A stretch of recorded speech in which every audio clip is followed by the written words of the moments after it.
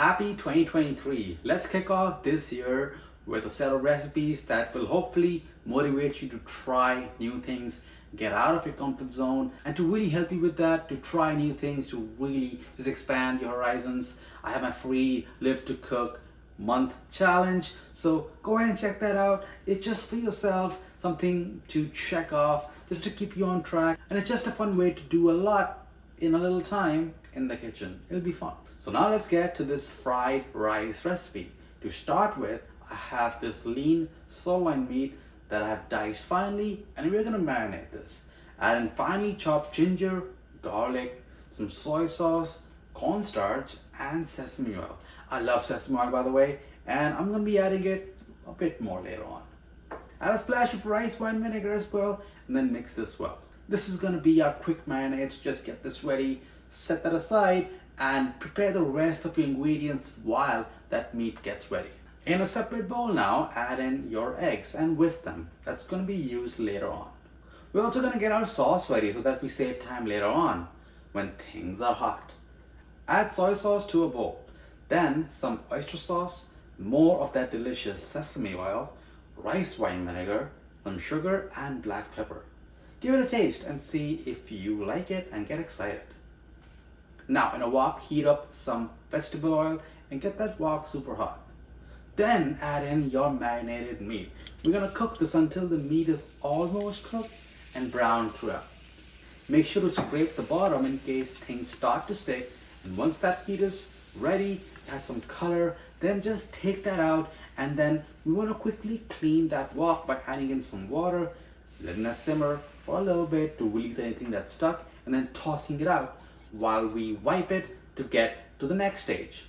We're gonna make some eggs now. We're gonna add some more vegetable oil to that wok, and then when it's hot, add in your eggs. We'll start scrambling those eggs until they are creamy and still moist. Try not to overcook those eggs, they will cook rather fast.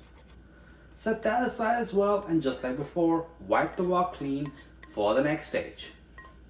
So now our meat and eggs are ready on the side, on standby, and the rice is ready from earlier today. I cooked it so that it gets time to dry out a bit. Old rice is the best to make fried rice because it's not as likely to get stuck and get mushy and get broken because it's not as moist. It's drier. Add your last bit of vegetable oil in your wok. When it's hot, add in your onions and your carrots. Add a tiny pinch of salt, and then cook out those veggies until they start to soften.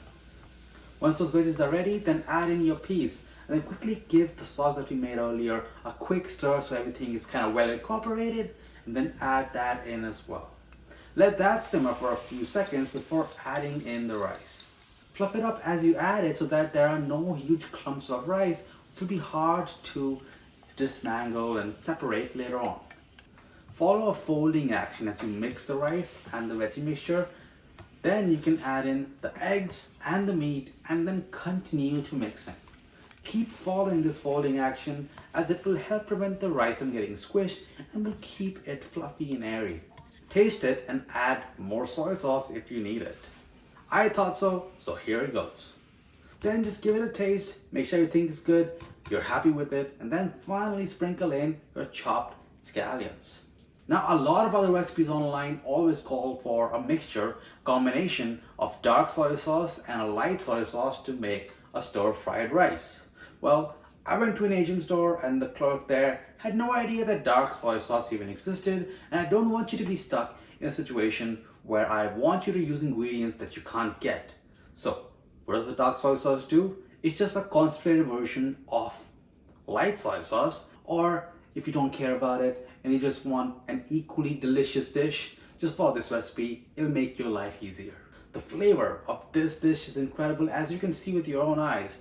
And let me know down below what's your favorite protein to have with fried rice, and if you want more recipes just like this that really bring your favorite restaurant foods at home, just to really give you that authority to make what you want when you want, then hit subscribe.